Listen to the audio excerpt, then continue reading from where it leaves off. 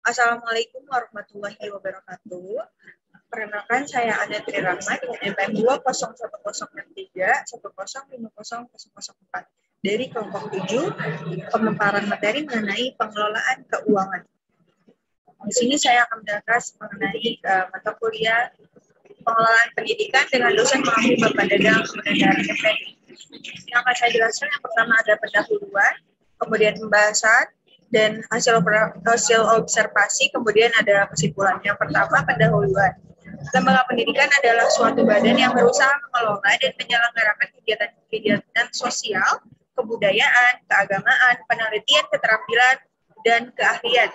Sekolah mempunyai tanggung jawab formal kelembagaan sesuai dengan fungsi dan tujuan yang ditetapkan menurut ketentuan yang berlaku.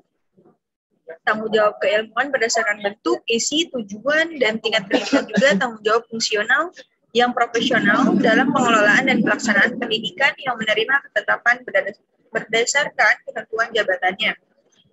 Kemudian, salah satu aspek yang sangat penting untuk mencetak peserta didik adalah aspek keuangan. Pengelolaan keuangan suatu lembaga pendidikan atau dari instansi sekolah sangat penting dalam pelaksanaan kegiatan lembaga sekolah.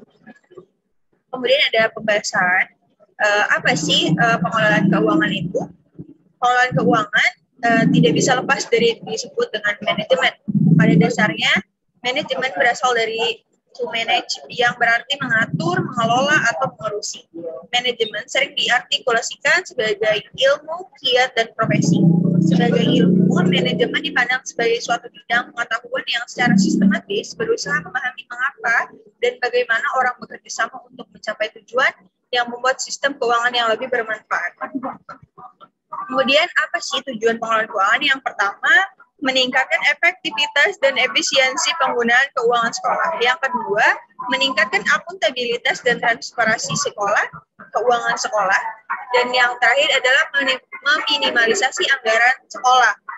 Kemudian ada prinsip-prinsip pengelolaan keuangan pendidikan, yaitu transparansi, akuntabilitas, efektivitas, dan efisiensi. Transparansi di sini adalah keterbukaan dalam kegiatan. Kemudian akuntabilitas adalah kondisi dapat diakses oleh orang lain. Ada efektivitas, yaitu menekankan pada kualitatif outcomes. Kemudian terakhir, efisiensi adalah perbandingan antara masuk dan keluarnya keuangan. Kemudian apa sih tugas pengelolaan keuangan sekolah?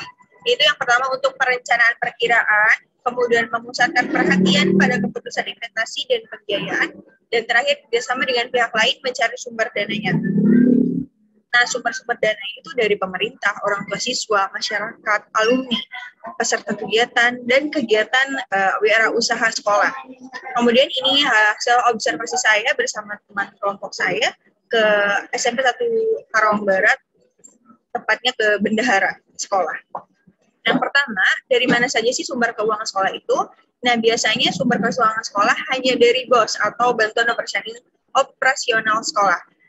Yang dari pusat. Kemudian dulu ada dari provinsi, tapi sekarang hanya dari BOS pusat, dan dana APBD 2 itu pun hanya tunjangan penghasilan. Dan mungkin jika ada permasalahan, maka sumber keuangannya bisa dari bantuan dana orang tua yang tidak bersifat tetap, namun hanya sukarela saja. Yang kedua, apa sih tujuan pengelolaan keuangan di sekolah? Tujuannya untuk operasional sekolah tentunya. Yang pertama yaitu honor guru yang tidak tetap, yang harus dikeluarkan setiap bulannya dari dana BOS. Kemudian misalnya ada kegiatan FLS 2N, O2N, dan kegiatan-kegiatan lainnya. Yang ketiga, di samping tujuan dari pengelolaan keuangan sekolah, ada strategi sendiri atau tidak dalam mengelolanya. Ada. Dari pusat itu sudah ada 8 standar, misalnya BOS 1 yaitu untuk pemilihan buku, BOS 3 untuk sarana prasarana, BOS 4 untuk honorarium, dan ada bahkan sampai 10-8 standar. Jadi dari pusat sudah ada rancangannya.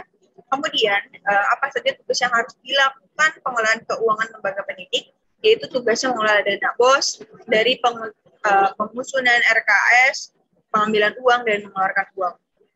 Kemudian yang kelima, untuk proses sendiri, apakah Bapak bisa menjelaskan mengenai pengelolaan keuangan di sekolah ini?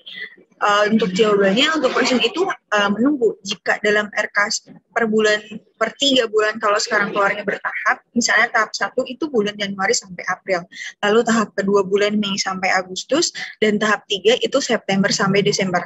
Untuk prosesnya itu yang pertama kita membuat cek, kemudian mengambil ke bank yang ditunjuk oleh pusat, lalu kemudian dikelola. Yang keenam, dalam semua proses pengelolaan keuangan yang dilakukan, biasanya ada masalah atau kendala tidak? Untuk kendala sih tidak ada, tetapi lancar-lancar saja dalam rancangan. Tetapi ada satu kendala, yaitu ketika keterlambatan uang turun dari pusat. Kemudian yang ketujuh, untuk semua hal yang dilakukan melalui keuangan di sekolah, siapakah yang menjadi penanggung jawab atas keuangan sekolah? Tetap kepala sekolah. Jadi nanti bendahara ngambil lalu kemudian di SPJ, setelah itu lalu divisum oleh kepala sekolah setiap akhir bulan. Jadi kepala sekolah akan tahu keluarnya berapa, per bulannya berapa, saldo berapa. Jadi setiap bulan itu pasti ada pemeriksaan oleh kepala sekolah. Untuk penanggung jawab utamanya adalah tetap kepala sekolah. Apakah ada tim pengawas tersendiri dalam memantau pengelolaan keuangan? Ada 4 yang pertama ada BPK langsung dari Badan Pemeriksa Keuangan Pusat, lalu Inspektorat Karawang, lalu ada Inspektorat Jenderal dari Pusat, lalu yang terakhir dari Dinas Pendidikan. Apa sih solusi yang diambil sekolah seandainya ada masalah keuangan? Ya? Jika masalah keuangan yang tidak sesuai, sebenarnya ada solusi, yaitu adanya bantuan dari dana orang tua. Jadi sebenarnya kita harus meminimalisir pengelolaan keuangan dana dari pusat. Kemudian pertanyaan yang terakhir yaitu, apakah penggunaan keuangan bisa berubah dari rancangan yang sudah ditentukan? Itu fleksibel. Seperti misalnya 10 Oktober selalu ada perubahan. Ada listrik yang tidak bisa diprediksi biayanya. Misalnya biaya listrik di RKS itu 6 juta, namun setiap bulannya bisa bayar 4 juta. Maka dari itu akan menumpuk seterusnya. Akan repot jika perancangan penggunaannya bersifat tetap. Ini dokumentasi saya bersama rekan saya dengan bendahara dari SMP Negeri 1 Karawang Barat. Untuk kesimpulan yang terakhir, pengelolaan keuangan pendidikan merupakan aspek yang penting terjadi dalam pendidikan sekolah.